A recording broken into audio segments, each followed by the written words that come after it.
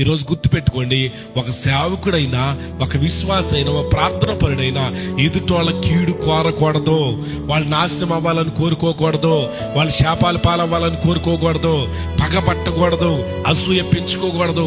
ఈ రోజున మాకు చాలా అనుభవం ఉంది, ఎన్నో సంవత్సరాల నుండి సేవ చేస్తున్నాం, పెద్ద పెద్ద సంఘాలు మాకున్నాయి, మేము ఇంటర్నేషనల్ స్పీకర్స్ అనే వాళ్ళలో కొంతమందిని గమనిస్తున్నప్పుడు మనసు చాలా బాధేస్తుందండి. ఒక సాటి సేవకుడి మీద పగపడుతున్నారండి. వీళ్ళు సత్యం వరకు ఆ పగ వీళ్ళని విడిచిపెట్టట్లేదు.